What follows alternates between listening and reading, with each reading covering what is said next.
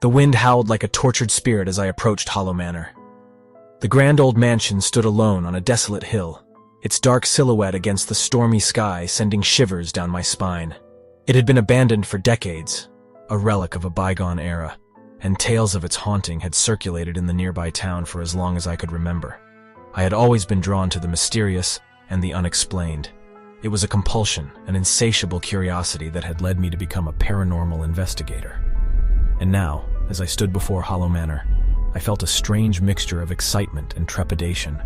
The mansion's ivy-covered walls and shattered windows seemed to whisper of secrets long forgotten. My footsteps echoed through the empty courtyard as I made my way to the imposing double doors. They creaked open with eerie reluctance, revealing a dark, cavernous interior. The air inside was heavy, laden with the weight of years. Dust motes danced in the feeble light that filtered through the cracked windows. I had heard the stories of ghostly apparitions, phantom footsteps, and whispers that echoed through the hallways.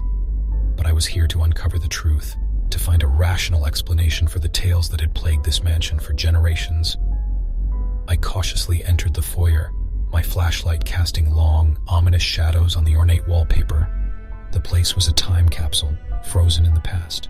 Furniture draped in dusty sheets, chandeliers shrouded in cobwebs, and faded portraits of stern-faced ancestors stared down at me. My first stop was the library, a room that had reputedly been the epicenter of paranormal activity. The wooden door groaned as I pushed it open, revealing shelves upon shelves of leather-bound books.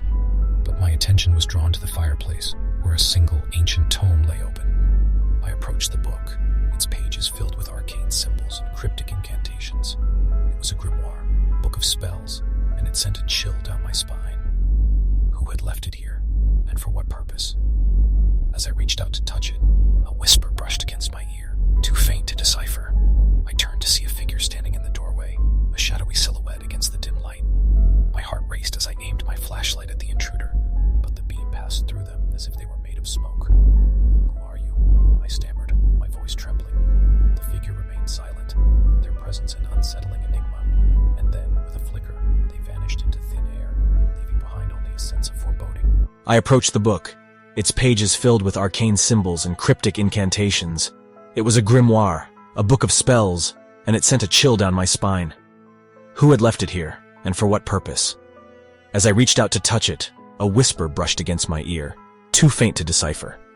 I turned to see a figure standing in the doorway, a shadowy silhouette against the dim light. My heart raced as I aimed my flashlight at the intruder, but the beam passed through them as if they were made of smoke. "Who are you?" I stammered, my voice trembling. The figure remained silent, their presence an unsettling enigma. And then, with a flicker, they vanished into thin air, leaving behind only a sense of foreboding. My hands shook as I retreated from the library, my mind reeling with the inexplicable encounter. Had I just witnessed a ghost? Or was it a trick of my imagination, fueled by the stories I had heard? I decided to continue my investigation, determined to uncover the truth. As I explored the mansion's labyrinthine corridors, I couldn't shake the feeling of being watched. Footsteps echoed in empty hallways, doors creaked open on their own, and an oppressive cold settled over the house. Hours turned into night, and the storm outside raged on. I had reached the top floor where the bedrooms lay shrouded in darkness. I entered one room, its canopy bed draped with tattered curtains. A chill ran down my spine as I felt a presence in the room, an unseen presence that seemed to draw closer with each passing second. Suddenly, the curtains billowed outwards, as if caught in a gust of wind, though the windows were sealed shut. A voice, soft and melancholic, whispered my name. I turned to see a woman, her ethereal form glowing in the dim light. "Who are you?" I asked, my voice quavering. She extended a spectral hand, her fingers reaching out to touch my cheek. Her touch was cold as ice, sending a shiver through my entire being. "I am Isabella," she whispered. "I've been waiting for you." Her words sent a chill down my spine. Waiting for me? Why? Isabella's eyes were pools of sadness as she spoke. To uncover the truth, to free us from this curse. The room seemed to spin as she recounted the mansion's tragic history. Hollow Manor had once been a place of joy and love, but that was before the arrival of a sinister figure, a man who had dabbled in dark magic and brought a curse upon the house. As Isabella's tale unfolded, I realized that she and the other spirits in the mansion were trapped, unable to move on. They sought redemption, a release from the curse that bound them to this wretched place. I promised to help, to investigate the curse and find a way to break it. Isabella's form wavered, and she faded into the shadows, leaving me alone in the haunted room. Days turned into weeks as I delved deeper into the mansion's history, uncovering dark secrets and hidden passages. It became clear that the curse was tied to the grimoire in the library, a book that held the key to the spirit's liberation. With each passing day, the paranormal activity in the mansion escalated. Shadows moved of their own accord, voices whispered in the dead of night, and the very walls seemed to pulse with malevolent energy. But I was undeterred, determined to unravel the mystery and set the spirits free. One stormy night, as I pored over the grimoire, I discovered an incantation, a spell that could break the curse.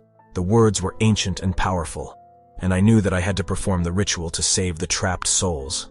I gathered the spirits in the library, their ethereal forms shimmering in the candlelight.